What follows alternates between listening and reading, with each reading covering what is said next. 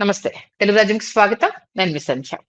TVK party అధినేత విజయ్ కాసేపటి క్రితమే ఒక డెసిషన్ తీసుకోవడం జరిగింది. కాక్రోచ్ జనతా పార్టీ జంతర్ మంతర్ దగ్గర ఏ రేంజ్ ప్రొటెస్ట్ చేసింది, అది ఎంత పెద్ద చర్చ జరిగింది అనేది మనం చూసాము. ఆ అంశానికి సంబంధించి తమిళనాడులో ఈ ప్రొటెస్ట్‌లకు సంబంధించి విద్యార్థులు వెళ్లకుండా, అటువైపు మద్దతు ఇవ్వకుండా చూసుకోవాలి అంటూ ఉత్తర్వులు జారీ చేసినట్టుగా తెలుస్తోంది. మరి ఇండియా కూటమి నుంచి సపోర్ట్ తీసుకున్న విజయ్ ఈ తరహా కామెంట్స్ చేయడము అనేది ఎలా చూడాలి? మరి ఏదన్నా విభేదాలేమన్నా వచ్చాయా? ఎమ్మెల్యేలను తీసుకున్నంత మాత్రాన మరి ఇండియా కూటమితో సపోర్ట్‌లో ఉన్నాడని అనుకోవడానికి ఆస్కారం లేదా? మరి విజయ్ ఇచ్చిన ఈ ఉత్తర్వులు ఏం చెప్తున్నాయి తెలుసుకునే ప్రయత్నం చేద్దాం. సీనియర్ పొలిటికల్ అనలిస్ట్ పుల్లారావు గారు మనతో ఉన్నారు. ఆయన మాటల్లో. పుల్లారావు గారు నమస్తే అండి. నమస్కారం. టీవీకే పార్టీ అధినేత విజయ్ కాసేపటి క్రితమే ఈ ప్రొటెస్ట్‌లకు సంబంధించి ఒక ఉత్తర్వులు వెలువ చెప్పడం జరిగింది. మరి ఇండియా కూటమి వాళ్ళకేమో సపోర్ట్ చేస్తుంది. ఈయన ఇప్పుడు ఆ ప్రొటెస్ట్‌లకు సంబంధించి వెళ్ళకూడదు అంటూ స్టూడెంట్స్ కావచ్చు వాళ్ళకక్కడ చెప్పడం జరుగుతుంది. ఏంటి మరి ఈ స్టేట్మెంట్స్ అనేవి?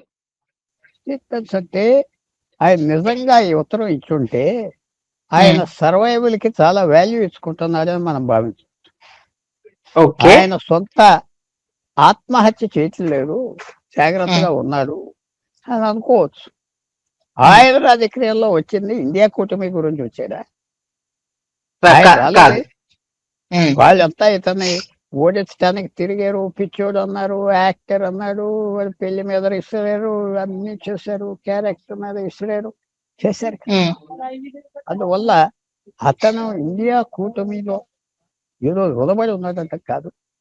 ఇండియా కూటమి నుంచి ఎవరెవరైతే బయటికి పారిపోయి వచ్చి ఆయన సపోర్ట్ చేస్తున్నారో వాళ్ళకి లైఫ్ ఇచ్చేది. వాళ్ళ జీవితాల్లో 65 సంవత్సరాల్లో మంత్రి లేని చోట వాళ్ళని మంత్రులు చేశారు. ఒక్క ఎమ్మెల్యే ఉన్నాడు, బజార్లో తిరిగే పార్టీకి మంత్రి పదవి ఇచ్చాడు. ఓకే. అతను ఆయుష్, అతని ఆరోగ్యం కోసం ఎదురు చూసి దండం పెడుతున్నారు డైలీ. వాళ్ళ అదృష్టాన్ని వాళ్ళు నమ్మలేకపోతున్నారు.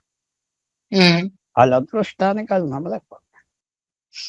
పీక్ టైంలో సపోర్ట్ చేసింది వాళ్ళే కదా సార్. నేను మెడ్రాస్ లో చదువుకునే టైంలో డిఎంకే గవర్నమెంట్ ఫస్ట్ వచ్చింది హై స్కూల్. అప్పటి నుంచి ఇప్పుడు వరకు వాళ్ళే పరిపాలించారు డిఎంకే ఏది. సో పెద్ద మార్పు వచ్చింది. వాళ్ళ అదృష్టం వాళ్ళు నమ్మలేకపోతుంది. సో విజయ్ హెల్త్ కోరుకుంటారు. ఇండియా అలయన్స్ తో పార్ట్నర్ గా ఉంటే ఏమొస్తుంది అతనికి? ఏమొస్తుంది? అందుకనే జాయిన్ అవ్వలేదు. తర్వాత ఓకే ఎలక్షన్ టైంలో కలుద్దాం, చేసుకుంటాం, ఇంకా టైం ఉన్నారు, 3 సంవత్సరాలు టైం. సో అందువల్ల అతను ఏమి ఇన్హిబిషన్ లేదు. దానికంటే గత 3 రోజులు బట్టి ఒక పెద్ద విషయం జరుగుతుంది కదా. ఆయన మంత్రి, ఆయన ఎమ్మెల్యేలు, ఆయన స్పోక్స్ పర్సన్స్ టీవీలో విజయ్ ప్రధానమంత్రి అవ్వాలి, మా అంబిషన్ అది అంటూ మొదలు పెట్టారు. అవును. మరి ఇక్కడ ఇండియా అలయన్స్ తరఫున ఒక క్యాండిడేట్ ఉన్నాడు కదా. ఆయన ఇలా వస్తాడు అనుకున్నాడా? ఒక ఫ్రాంకెన్స్టైన్ మాన్స్టర్ అంటారు ఇంగ్లీష్. అయితే ఒక పెద్ద సైంటిస్ట్ ఒక జంతువుని తయారు చేసాడు ప్రజల మీద వదులుదామని. ఆ జంతువు ఆయనే తినేసింది లాబొరేటరీ.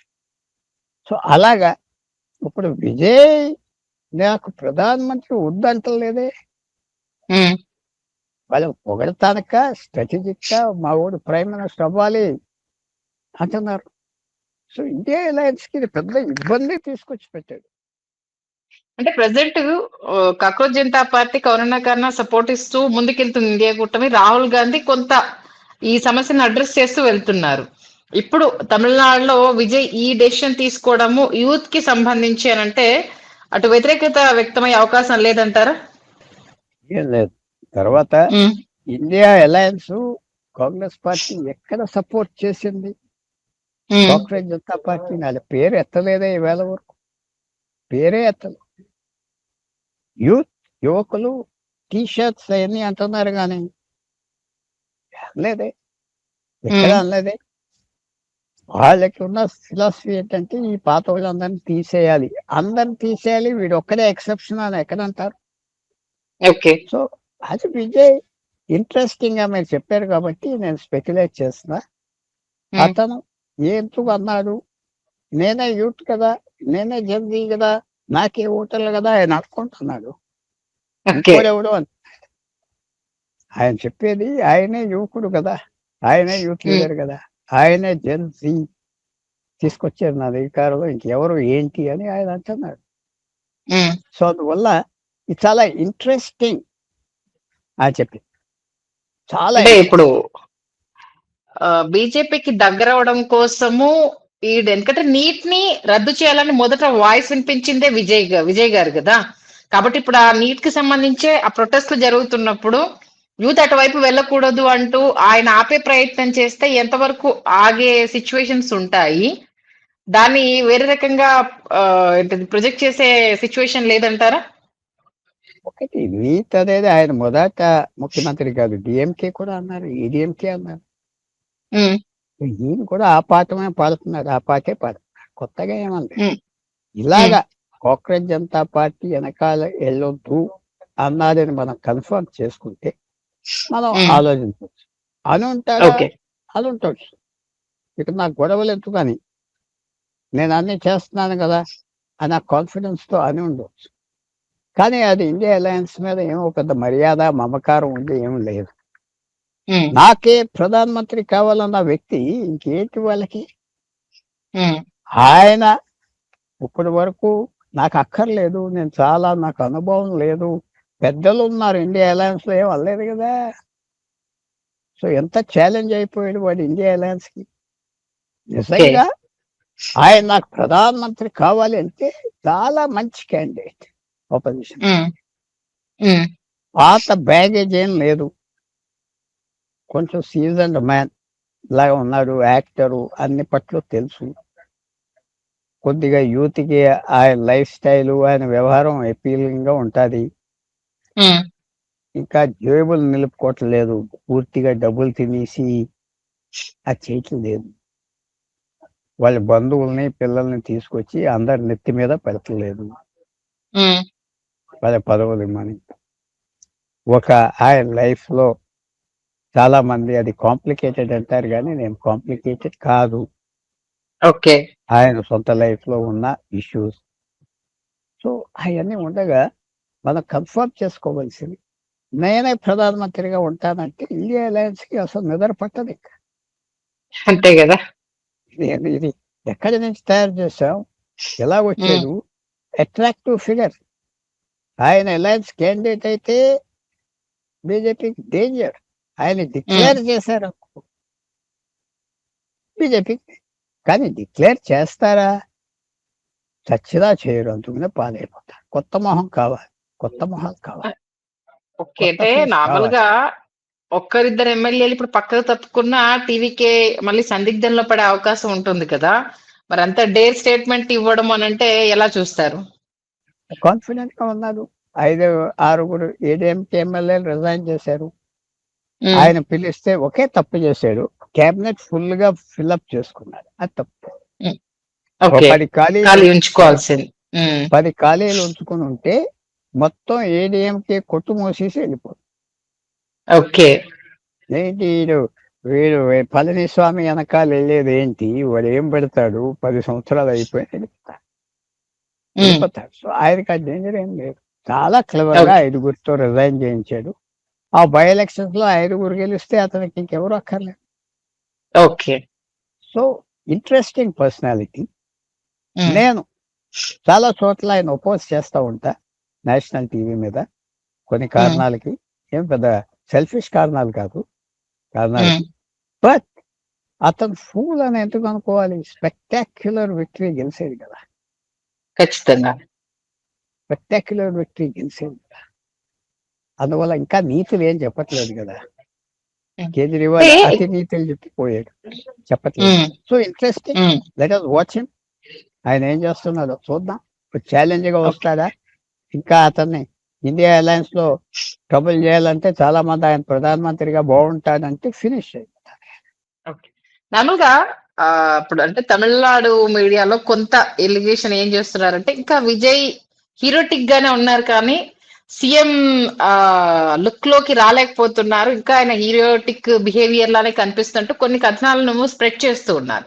దీని గురించి మీ ముందు పెడితే ఏం మాట్లాడతారు? జయలలిత, ఎంజీఆర్ వాళ్ళు కూడా ఇలాగే ఉండేవారు కదా, వాళ్ళు ఎవరిని కలిసేవారు కాదు. ఓకే. మా చారిస్మా పోతాది, జయలలిత ఇంటికి మంత్రులు వెళ్ళి ఇంటర్ కామ్ లో మాట్లాడాలి. మంత్రులను పిలిస్తే వాడు పక్క గదిలో కూర్చుని ఆమె రెడీ అయినప్పుడు ఇంటర్ కామ్ ఆన్ చేసి చెప్పురా అంటారు తమిళ్లో. చెప్పు. మోహానికి చాలా తక్కువ మందిని కలిసి. ఒకటి ఎంజిఆర్ ఇంకా గొప్ప, ఎవరిని కలిసేవాడు కాదు, కలిసేవాడు. సో అతని పద్ధతి అతనిది, అతని స్టైల్ అతను. ఒక సెలబ్రిటీ, సినిమా స్టార్, వాళ్ళకి వేరే. మీరు అంత దూరం ఎందుకు వెళ్ళాలి?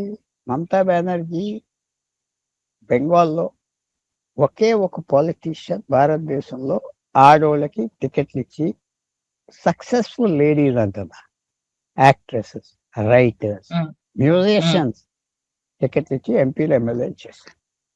ఆ ఒక్కటే మొదలు తీసుకొచ్చాక వాళ్ళు చాలా మంది వదిలేశారు. మొన్న అందరూ వెళ్ళిపోయాక ఒక యాక్ట్రెస్ ని అడిగితే, నీకు మమతా బెనర్జీ టికెట్ ఇచ్చింది కదా, నువ్వు ఎంపీ అంటే ఏమన్నది? మేము సెలబ్రిటీస్, మా మోహన్ చూసి ఇచ్చింది. ఎంత చక్కటి మాట అన్నది. మేము సెలబ్రిటీ, మోహన్ చూసి ఇచ్చింది అన్న ఆ యాక్ట్రెస్. కరెక్ట్. మా మోహన్ చూసి ఇచ్చింది, మాకు ఊరికనే పెట్టారా?